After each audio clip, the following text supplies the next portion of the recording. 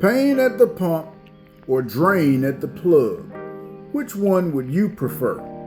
Right about now, EVs seem like they weren't a bad purchase. And if you were thinking that you probably should have got one before now, then this is for you. Let's talk about it, y'all. Let me ask y'all something that's been sitting on the top of my mind here lately. With these gas prices going up and up and up, and we don't know when they're gonna stop, do y'all think that electric vehicles were actually a bad purchase? Or would that be considered a good purchase? Now, before y'all jump to some dangerous conclusions, because you know we'll run off and start saying a lot and ain't saying nothing, stay with me here. Stay with me, okay? Because this isn't really about right or wrong. It's about perspective. I remember when the EVs first took off, the conversation was very simple. It was save gas, help protect the environment, and future-proof your life.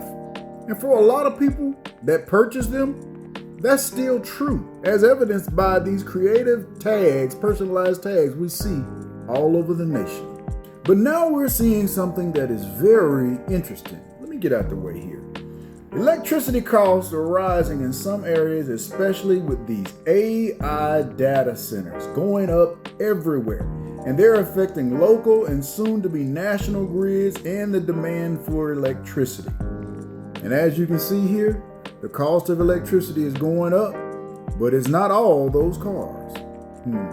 And the charging infrastructure in this country is still uneven because the charging stations often look like this, overcrowded, and people are waiting to get in line to charge their vehicle.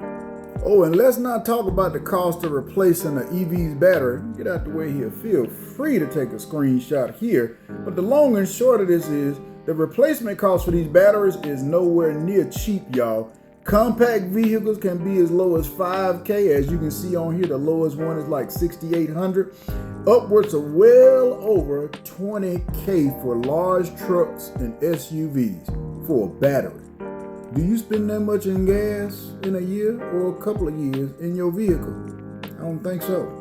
So this right here alone, replacing these batteries, because you know they're going to need to be replaced. Just think about your cell phone. After a while, that battery don't work like it used to, you know. And you can't even replace the batteries on half of these damn cell phones.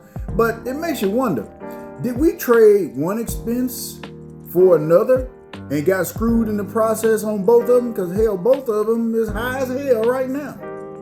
Now, I know I done drugged the EVs a little bit, so I'm going to put some respect on them right here. So, let's talk about some facts real quick. Studies show EVs can reduce fuel and maintenance costs over time. They have fewer moving parts and no oil changes. They also reduce emissions, which benefit the long-term public health. Would y'all agree to that? Yeah, seems logical. However, total operating cost depends on a few things. Location, driving habits, electricity rates, and how long you keep that vehicle.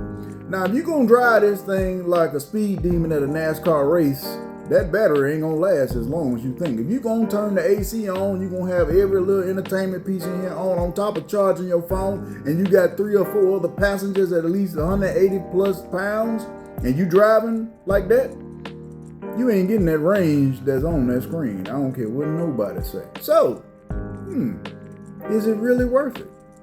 So in other words, there's no one-size-fits-all answer to the gas versus electric vehicle discussion.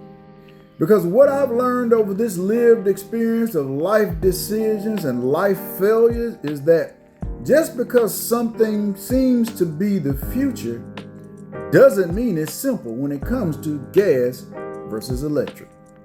Every trend deserves a second look, and every decision deserves clear understanding.